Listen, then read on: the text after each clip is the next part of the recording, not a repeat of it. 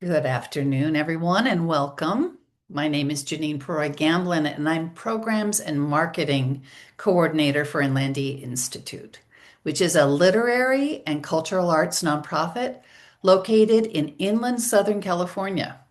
Today, we are proud to celebrate the launch of the 2024 Writing from Inlandia anthology.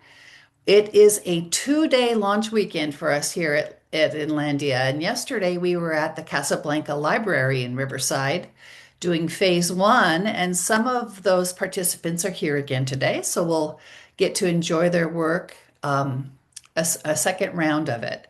Thank you all who are here as guests. We are delighted to have you here to support writers and writing and language and ideas.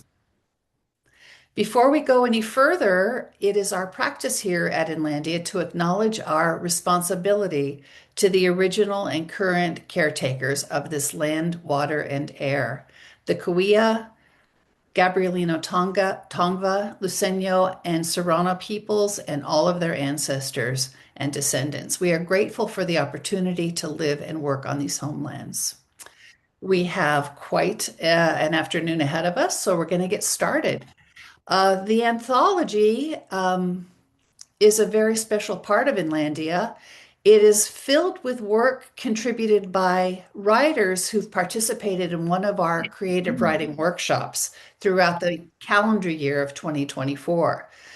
After they've pretty much wrapped up a year, they then can submit writing that was accomplished during the time or during the course of taking the workshop or because of the workshop in the year 2024. So here we are a year later, finally with the book published, because publishing does take time. We want to be sure and acknowledge our editor for the Inlandia anthology, Kate Johnson. I'm not sure if she's here or not, but we really could not have done it without her. So we send her our great thanks for putting the anthology together. I've got a few housekeeping notes.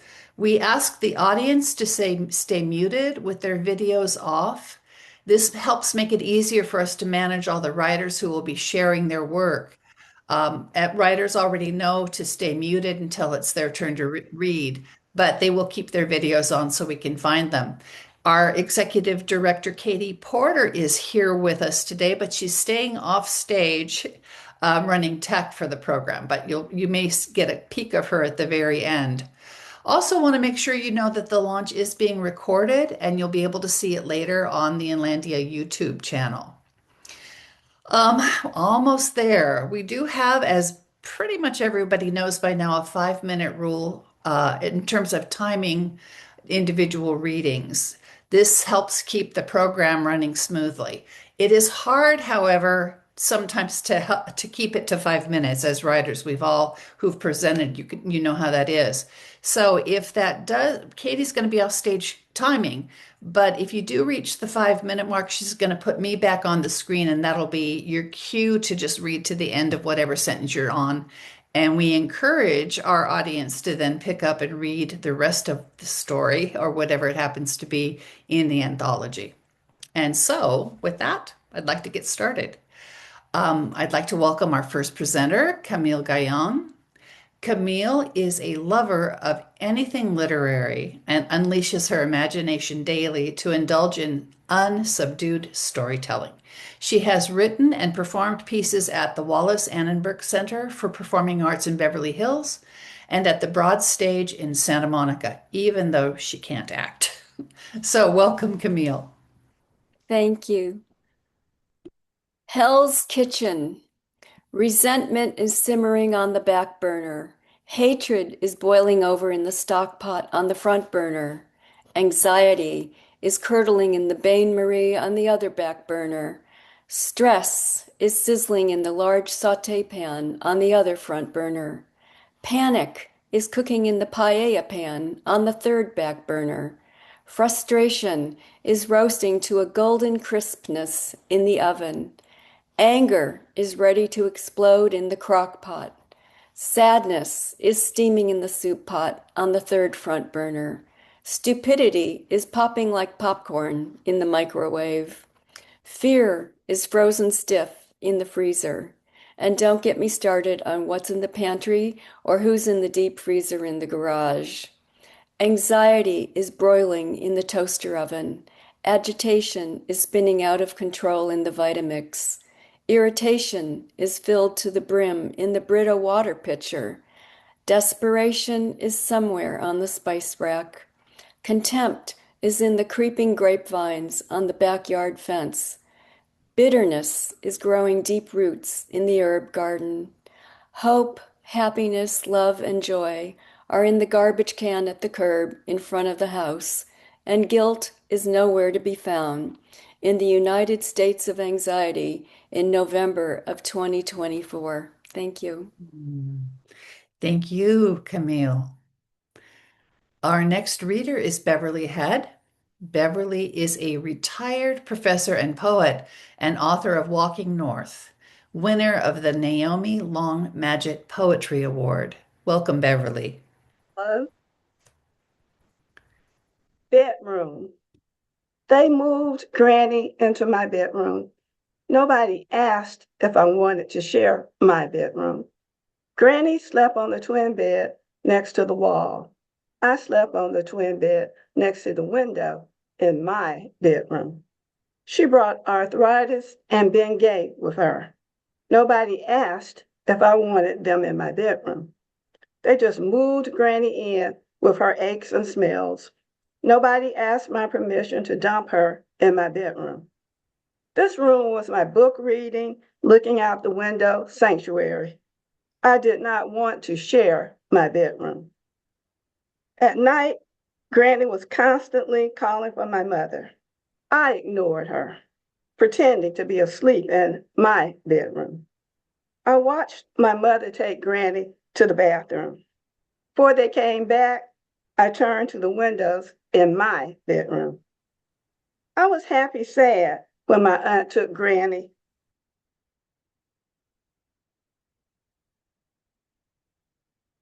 The solitude.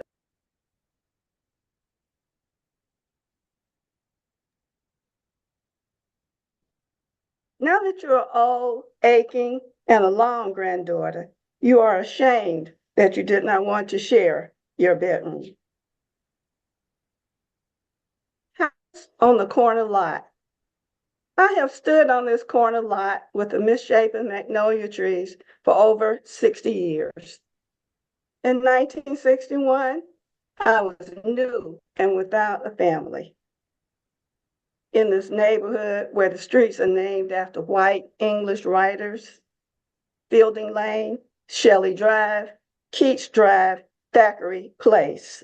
I was standing here in 1962 when the white homeowners, afraid of racial integration, persuaded the mayor and the city alderman to keep Black families from moving into the neighborhood by putting up barricades blocking entrance into the streets. I watched Black men build barriers of wood and steel to keep out people who were Black like them. I was standing here when all the barricades came down after 72 days.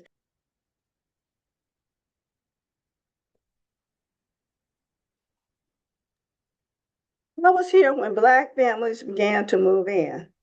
I stood on this corner lot and witnessed the flight of white.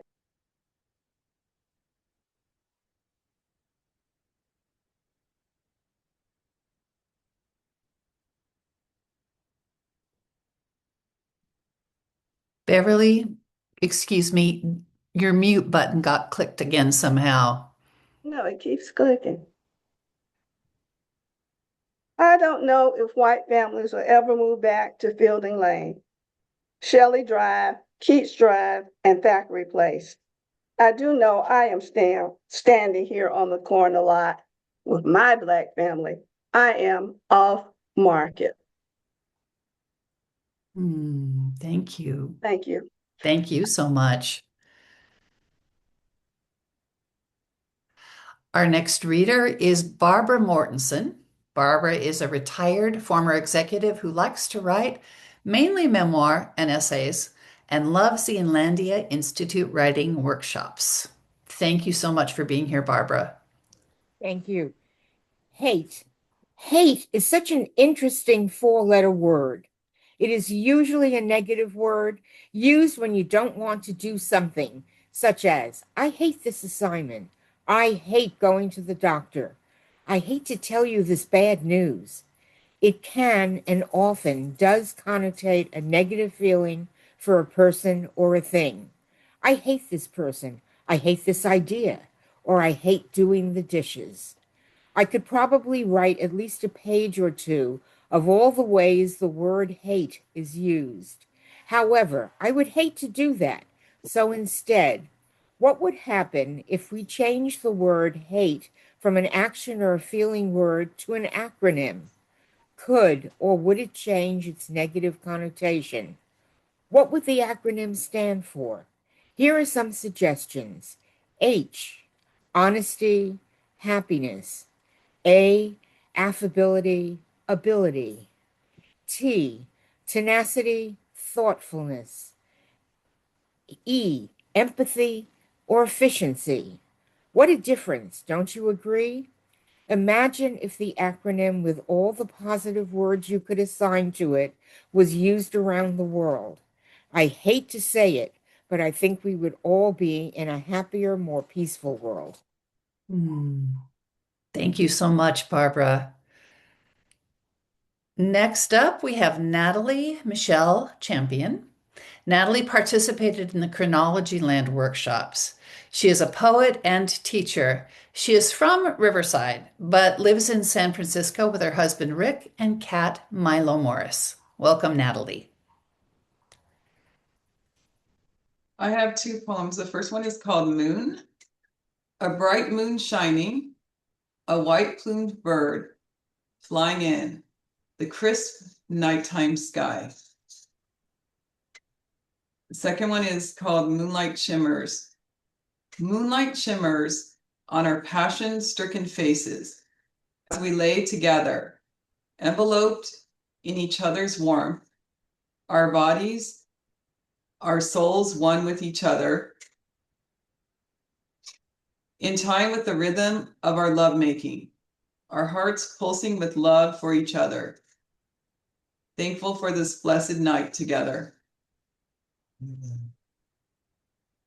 Thank you so much, Natalie. Our next presenter is conveniently sitting right next to Natalie. That's Rick Champion. Rick is a mathematician in exile turned writer. He publishes Natalie's zine together with companions as Guided by the Muse. The zine appears occasionally, which is to say every now and then. Thank you. Welcome, Rick. Thank you. Peggy O'Brien played with dolls.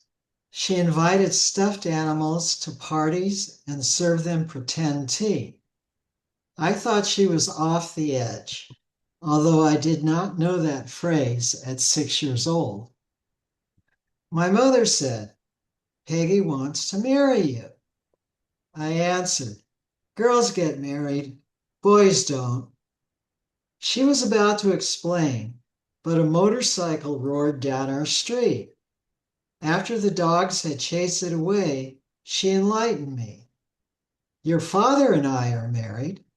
Confused, I put my objection on hold. Peggy's grandma lived in a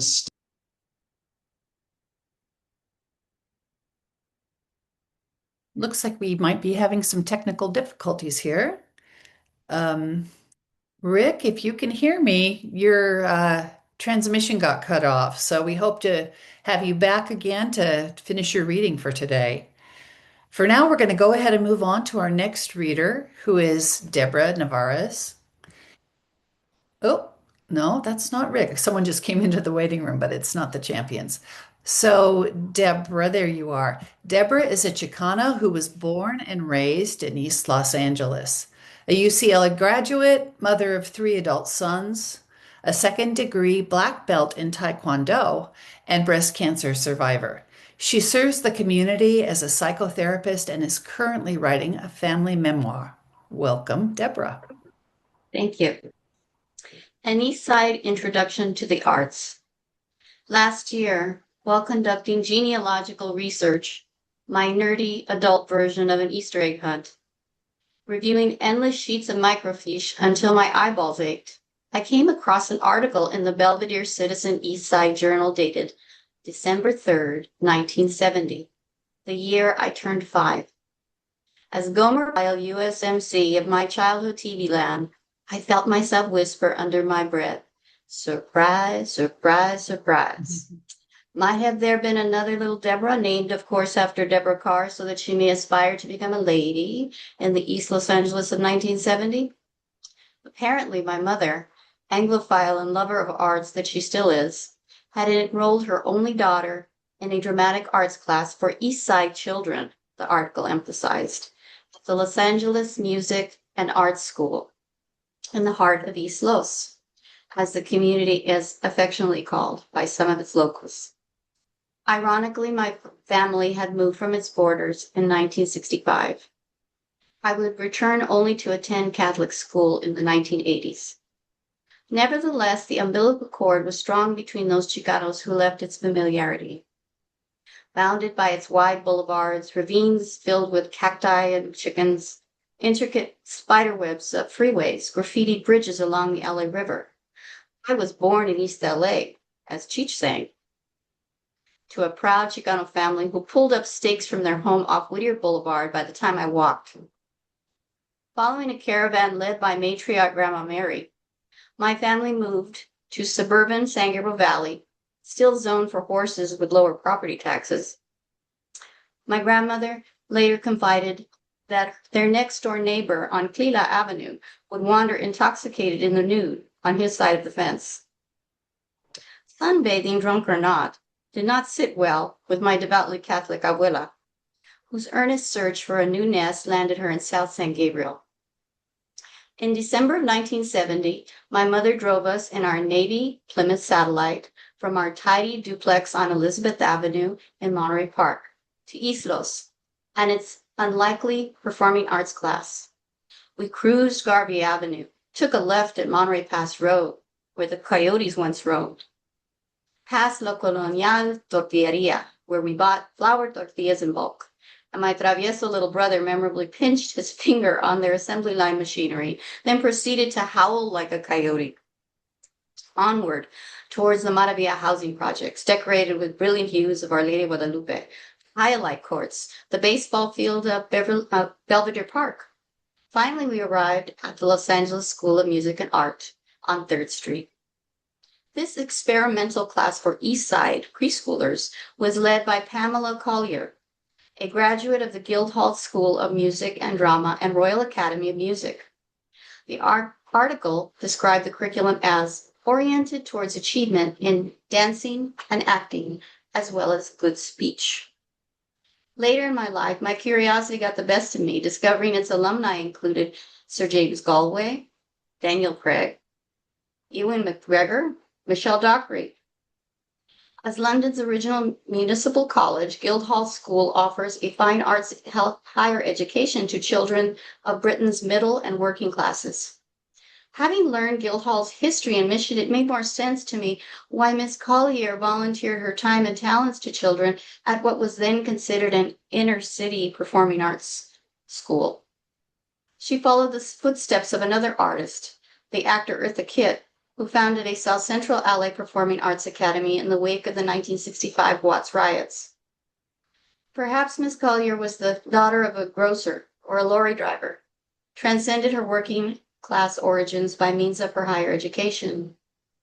And in an act of solidarity or plain generosity, she taught a cohort of diverse children in East LA during the Christmas of 1970.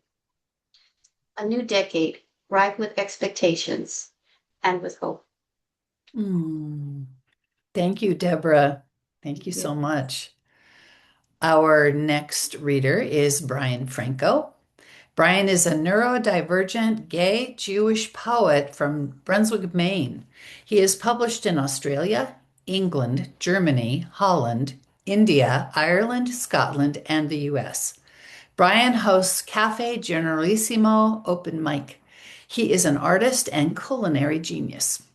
His book, Everything I Think Is All in My Mind, was published in 2021. Welcome, Brian. Thank you. I'm going to do two poems from the anthology and one from a different source. The first is called Bamboo Who. Knock, knock. My name is Bamboo.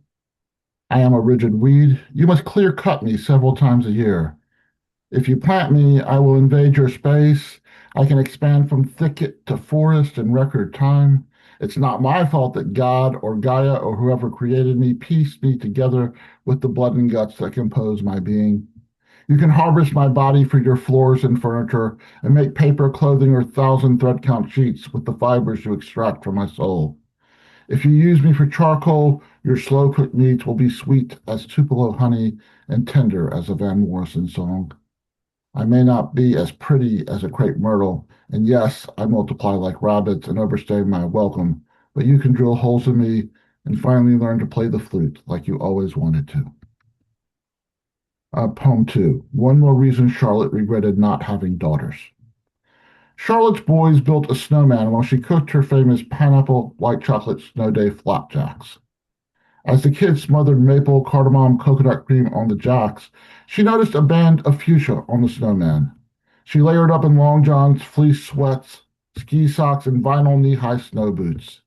Charlotte tromped through post-blizzard snow to discover her $250 designer cashmere scarf on the snowman. The water damage was irreparable, according to the dry cleaner. After the snow melted, she handed her eldest son a spade to dig a grave. She had her youngest son play taps on a kazoo, while the middle son recited "The Lord is my shepherd" in its entirety. The cashmere scarf was buried in a Havanista cedar cigar box coffin. For posterity, her husband videotaped the only funeral for a scarf in modern history. During the ceremony, Charlotte drank from a goblet filled with farm-fresh apple cider she secretly wished was rum. And this next piece was just nominated for a pushcart. It was in the Norwalk Poetry Workshop anthology. It's called The Final Renunciation of a Citizenship. She stared at the home she was raised in, a home her father carved from swampy woodland, a place that should not feel foreign to her but did. Her mother passed 3 years prior from emphysema, diagnosed over 30 years after quitting smoking. Her father remained there. She asked him to move in with her and the kids. He declined. He needed the familiarity of this structure, much of which came from trees on the land. The wide planked pecanwood floors were a slight pinkish color that qualified as muted rust. The rough-hewn ponderosa pine walls felt and looked like cedar, but smelled sweeter. The porch railing, which was originally metal, was replaced with crepe myrtle branches harvested from trees her asked her dad to plant that he crepe murdered 3 years later. He committed crepe murder every other year since and fashioned branches into canes he gave as gifts to elderly friends and relatives or sold at the church holiday bazaar. This now empty home was a rebirth of things taken from the land. Now empty of both her parents' furniture and bric-a-brac, she relinquished its future to a real estate agent. She walked across the floors. She ran her fingers along the walls. The stairs still had a telltale squeak on the fourth to last step. After she realized the hand-scrolled molding in her childhood bedroom was a love letter from father to daughter, its memory sweetened her sleeping dreams for years. Thank you. Thank you, Brian. I'm glad you could be here. Our next reader is going to be Alban Chamberlain. I want to acknowledge that I saw Rick Champion come back in.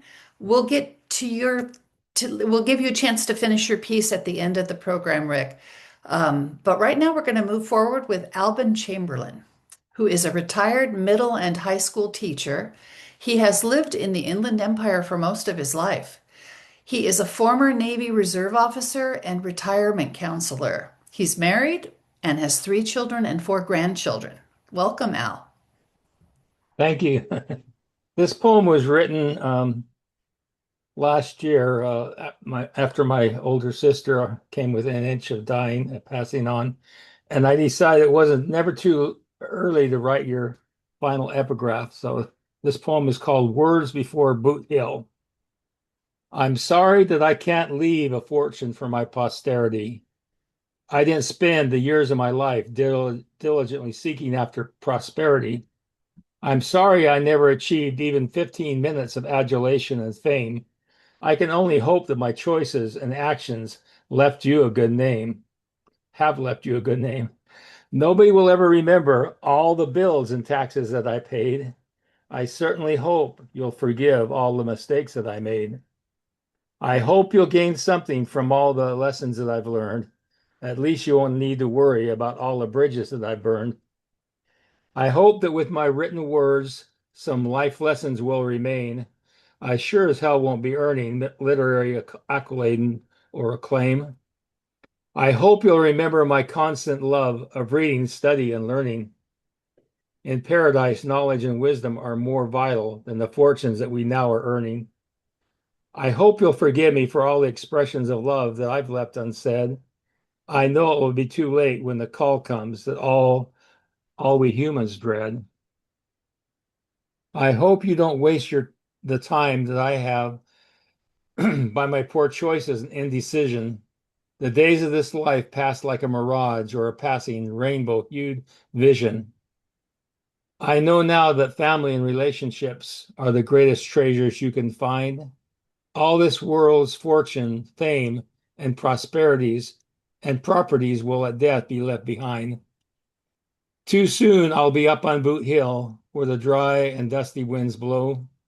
Put my rocks around that lonely mound to put on a good show. Plant some poppies or daisies there to brighten up the fleeting day.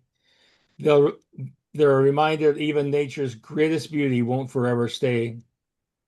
Putting a hummingbird feeder on that hill might be worth your while. When you drop by for a visit, they might bring you a smile. Keep all my poems and stories handy to serve as my final epigraph. You never know when you'll be in need of a good long laugh. Just know that when my days are here on this earth are through, my greatest pleasure and joy was spending them with you. Thank you so much, Al. Our next presenter is Melissa Stark, who will be joined by Brian Munoz. Um, Melissa is going to be signing for you her poem, which was written during an ASL poetry workshop taught by Ryan Fingerly in the fall of 2024. And Brian is her ASL mentor, and he's here, yes, he's here to voice her poem for her. So, welcome to you, Brian. We're glad you're here. And I'm going to say something about Melissa. She is the proud mom of two beautiful children. She's an advocate for epilepsy awareness and seizure first aid. She is currently enrolled in an ASL interpreter program with a passion for communication. And once again, she had the pleasure of attending the ASL poetry workshop in the fall of 2024. Welcome, Melissa and Brian. Thank you. It's an honor to be here today. The title of my poem is The Moment. Lasting memory of that night. Obscured silence, broken by the rush of gravity, pulling tears onto my affluent hands. These instruments playing in 5:30. Now take a breath. Again. 3, 4, 5. Start compressions. All the way to 30. The melody stuck on repeat.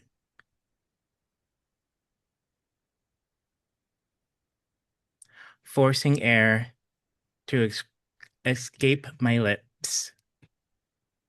Rushing, searching for a way to give you life. Kinetic whispers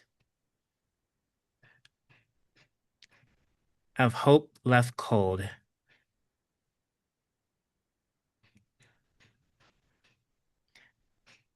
Deafening screams.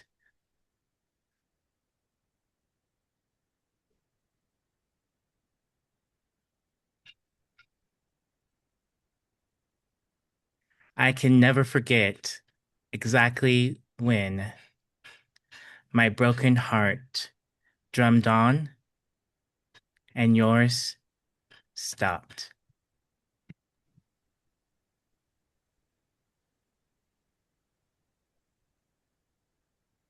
Thank you. Thank you. Thank you, Melissa. Thank you, Brian. Our next presenter is Hilda Cruz. Hilda is the regional program director with a pro-immigrant faith organization. Her passion for this work stems from being a first-generation immigrant from Mexico. She is a mother, wife, grandmother, friend, and mentor. She wears her Latino culture's resilience, stories, prayers, songs, music, and beauty daily. Welcome, Hilda. Thank you. These poems were written last year for a class that we focus on our dearly departed ancestors. And these two are created in honor of my grandmothers. This is a blues poem. My thoughts run to our last words, our last embrace, that I could say I love you one more time, that I could thank you for the gift of life, that I could hold you in a long, tight embrace. Our next encounter, I see you. I seek your warmth, yet it's not there. You've gone to eternal rest, to a great reunion where past loved ones dwell, to a beautiful place where all is well. I feel your presence, but there is no warm embrace, no warm kiss. Among mine, I see your descent to the earth, flowers thrown your way, my life an abyss. Matriarch on my father's side, the trunk of my ancestral tree, strong, abundant, embracing, nurturing, ever-loving, even from the afterlife. Te honro, te amo, abuelita Chuchi. This next one is for my maternal grandmother called Pansies, and it's an epistolary poem. I see a pansy and think of you, watering the flowers you loved, heart-shaped, velvety, violet, and yellow, and hues of blue. In a pansy I see you, small and delicate, velvety to my touch. Saturday morning spent outside, tilling the soil and watering plants, surrounded by beautiful blossoms, tended with pride. So many things bring you to mind, like the canaries you so loved in the Christmas ornament with bird songs that is now mine. Church holiday preparations and practices kept us busy and involved. This way you taught us and passed on your faith to a higher being that created us all. I hope you are proud of what I have tended and grown, a garden of 9 children and 14 precious retoños so far. Like your garden, they have spread. Some live here and others abroad, ever growing, blossoming, and healing the land. In the beauty of my children and my retoños, I see you, tilling the soil and watering plants, surrounded by beautiful blossoms, tended with pride. Abuelita Virginia, in my pensamientos, you always are. Thank you, Hilda. Our next reader is Bridget Callahan. Bridget raised her family in the Inland Empire, where she earned various degrees at Riverside City College and CSU San Bernardino. She has taught writing at the University of Redlands for 12 years, and her writing has appeared in Pacific Review, The Beacon, Writing from Inlandia, and Inlandia, A Literary Journey. Welcome, Bridget. Thank you, Janine. My story is called Snickerdoodles, the Story, and it begins with an epigraph by food writer Lori Colwin. Always try everything, even if it turns out to be a dud. We learn by doing. My Snickerdoodle story begins on a school bus, riding to and from high school marching band competitions in 1981. We were allowed to eat on the bus, and the Davenport sisters, who were a year apart, often brought treats to share with their bandmates. I remember the rum balls and the snickerdoodles. Maybe because I had never tried either, or maybe because rum balls sounded risque to my 15-year-old self. Are kids allowed to eat those? I remember thinking. And the name snickerdoodle sounded made up.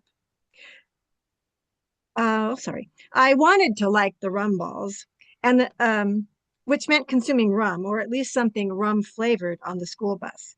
But I didn't like the liquor taste. While I was perplexed by the word snickerdoodle, I loved the taste of those cookies, silly name and all. The Davenports had family in Alabama. We often pestered the younger sister to say Alabama in her rendition of a Southern accent. So I had always assumed that snickerdoodles were a Southern thing. But I've learned that this cookie more likely originated in New England. My Pillsbury Kitchen's cookbook describes a snickerdoodle as a tender sugar cookie with a cinnamon sugar topping. The Betty Crocker website takes a different angle, pointing out that the classic snickerdoodles are often put in the same camp as sugar cookies, but the two are more like cookie cousins versus siblings. I see Betty Crocker's point, but no matter what you call these cookies or which camp you place them in, as soon as my friends handed me a crackly cinnamon sugar crusted snickerdoodle, I was ready to try something new. I liked snickerdoodles so much that after I married and had a family, I made them for my 4 daughters. My kids grew up knowing the name snickerdoodle, which may or may not be of Germanic origin. As mentioned on Martha Stewart's website, New England cooks had a penchant for giving odd names to their dishes, apparently for no other reason than the fun of saying them. It's also possible that these cookies originated in Amish or Mennonite communities, and I note that there is a Mennonite community in Alabama. My own snickerdoodle recipe is typed and stored in a binder of favorite family recipes.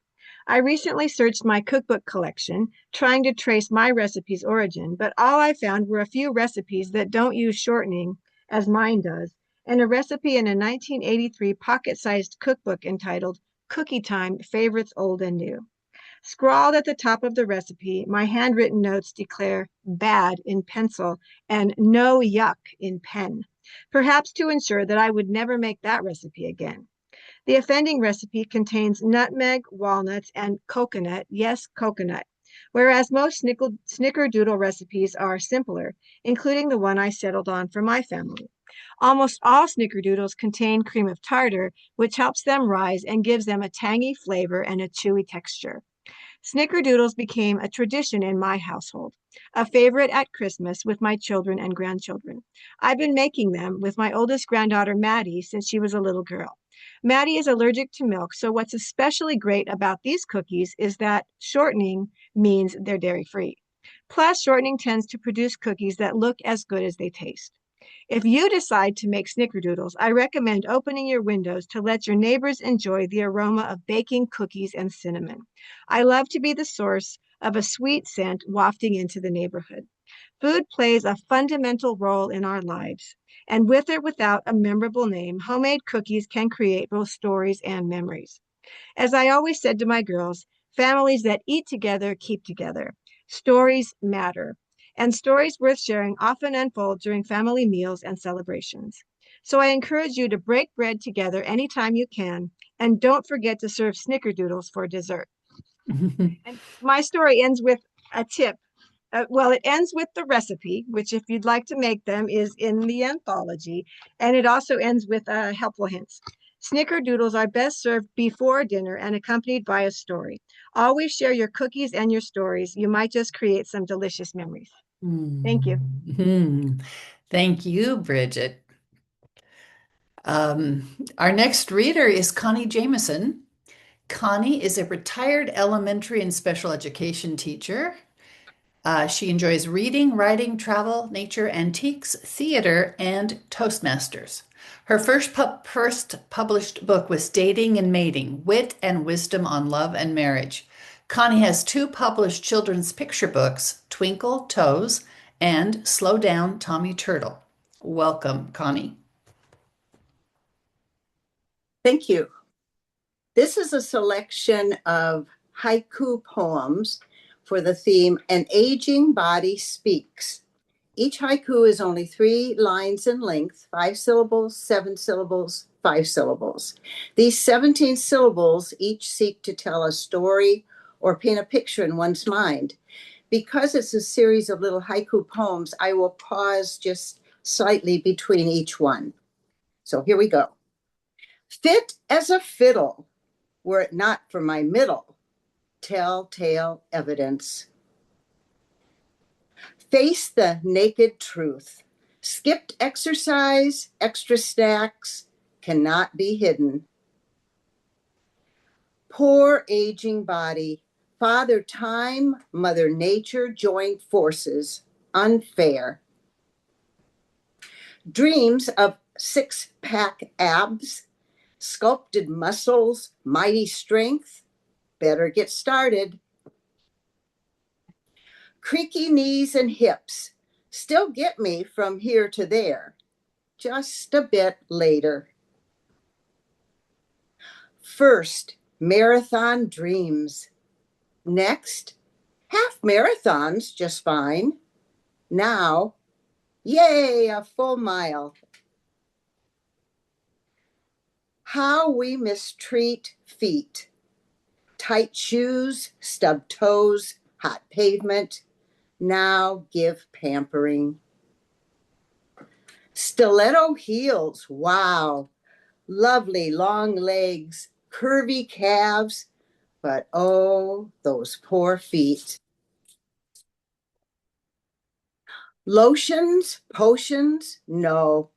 To erase signs of aging, just avoid mirrors. Makeup and hair dye. You can't fool Mother Nature. Just want to fool Jim. Wider stance, slow steps. Grandparent and toddler walk. What a perfect match.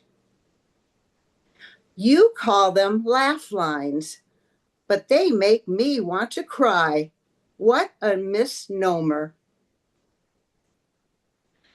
This skin I'm in changed. Fairness, smoothness are no more. Now, saggy baggy. Wrinkles, a road map that can tell your life story. Wow, I'm well traveled. Thank you, Connie.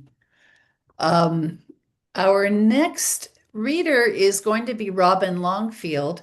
Robin is the last one on our roster for today, but we're coming back to you, Rick, at the very end to bring things home for us.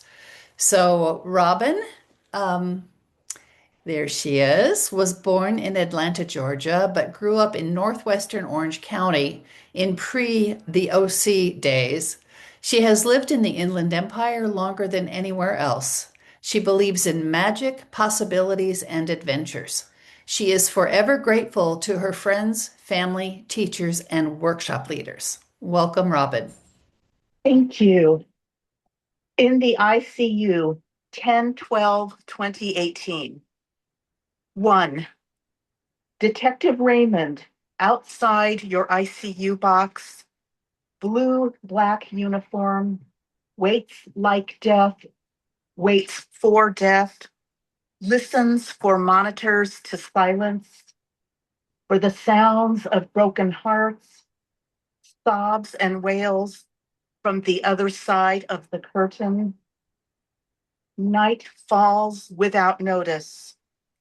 He chats with a nurse, looks at his phone, the clock, his phone again. Someone offers him a See's chocolate. Inside and outside your room, the waiting continues. The waiting for your ending. 2. I imagined death as an entity, waiting like in old movies, impatient as the driver of the phantom carriage, or Mr. Brink, fooled into that ancient apple tree by cunning old Lionel Barrymore in On Borrowed Time. But you had no love for black and white movies, preferring death and vengeance delivered by Keanu Reeves as John Wick, direct, bloody, and in vivid colors. This was one of the many differences between us. What else did you know? What do you know now? 3. For once, I don't know anything, only how to feel. A nerve uncovered, caught in wind, trying to hold together, automatron in a centrifuge of grief, falling apart, spun together again, again in a gravitron of time.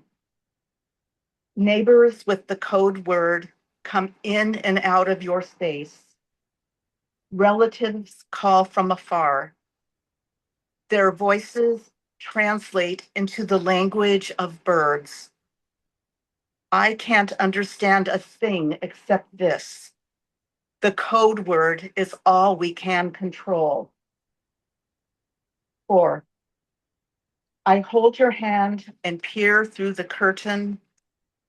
Detective Raymond waits, looks at his phone again, watches the clock, waits to claim his evidence. I sense the presence of an owl behind me, but cannot turn around. Detective Raymond waits, waits. The code word is all we can control.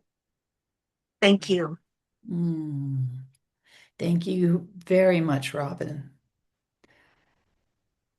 Okay, we are almost ready to wrap up our program for this afternoon and would like to bring Rick Champion back on.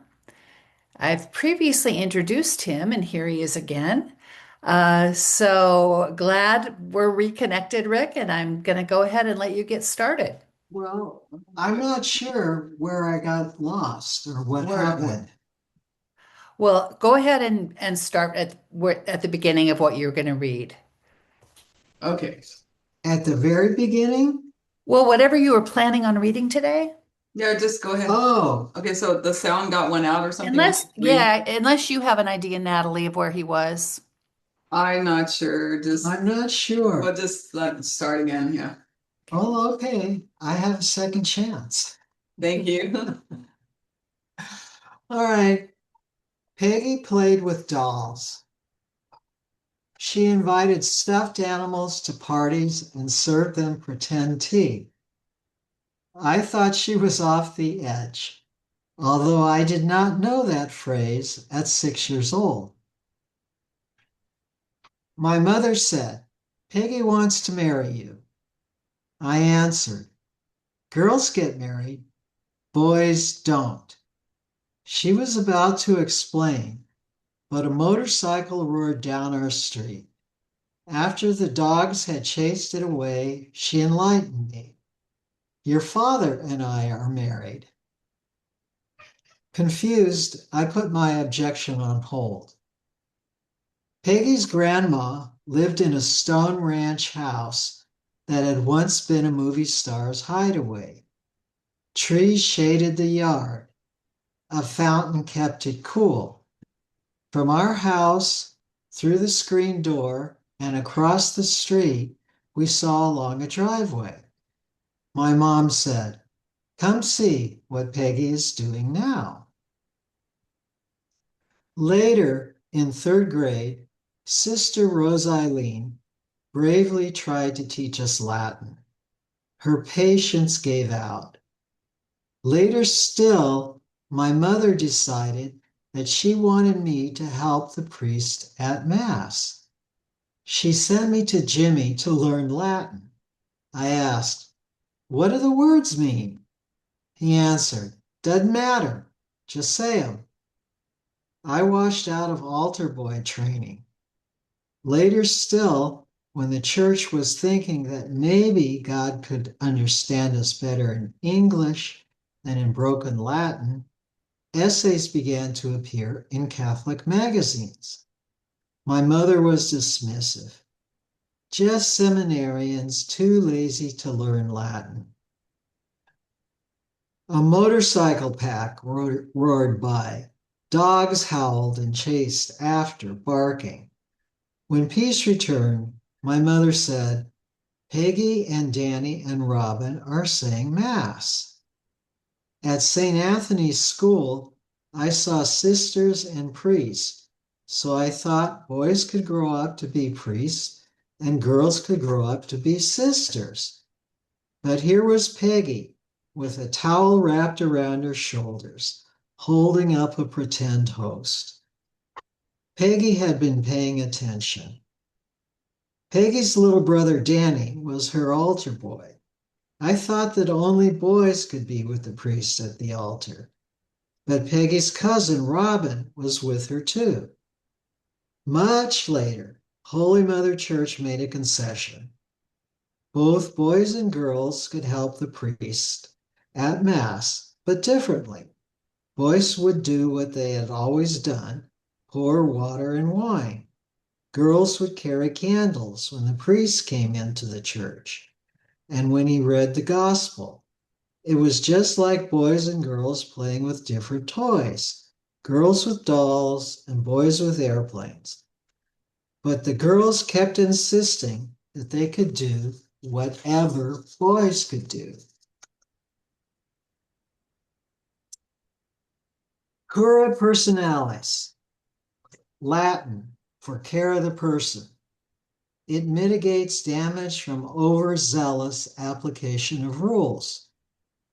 One day, the grandfatherly priest was assisted at Mass by brother and sister altar servers. At water and wine time, the brother spaced out.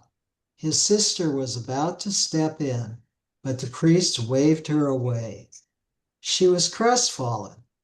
Like a good grandfather, the priest thought of her well-being first. He motioned her to pour the water and wine. Big smile. Since that time, gender requirement for that job has been removed. My family lost contact with Peggy's family when we moved to follow my father's job. Long after, she contacted my mother asking about godparents. Now I live in San Francisco Bayview District, but still with motorcycles who run in packs and rear up, back wheels only, like stallions. With no dogs to chase them off, I attempt peaceful accommodation. They even follow me to the Haight-Ashbury. Maria organized a retreat at St. Vincent's School for Bad Boys, her husband's alma mater. We crossed the Golden There it is. Finish the sentence. We crossed the Golden Gate Bridge and entered the Rainbow Tunnel. Ooh, we have a cliffhanger there, Rick. You can read the rest of the story in the 2024 edition of Writing from Inlandia. Katie, at some point, I believe you put the link to buy a copy of the anthology into the chat, but I'm not sure There. everyone saw that. There it is. Okay, perfect. Thank you so much. Mhm. And with this, we've got a wrap for the Inlandia launch weekend of 2025. Thank you to our fabulous presenters and our wonderful audience who is supporting us and making it all that much better just by their presence. I want to mention before we close, I'm going to take a group shot, a screenshot. So please turn on your camera if you'd like to and get ready for that. But I want to mention that we do have a new series of workshops starting in January. Visit inlandiainstitute.org and find out more about them and register if you're able to. Okay, everybody ready? Let me get this. I'm going to enlarge it for my screen. All right, perfect. Everybody ready? One, two. Ooh, there's a good one. I'm going to do another one because I like to do extra for coverage here. Ready? And one, two, three. Thank you. Thank you all for being here today. Happy writing to all. Have a wonderful holiday season, Um, and we hope to see you again soon. can I ask a question real quick, Thank Janine? you. Oh, somebody asked a question, but I can't see who it was. Oh, This is Brian. oh, okay. Yeah, how would my purchase show up? Would it say Inlandia on my bank statement, or is it? Oh, Katie can answer Oh, that, Yeah, Brian. yeah. because I know I was Here, having I'm going to trouble. stop recording. Let's see.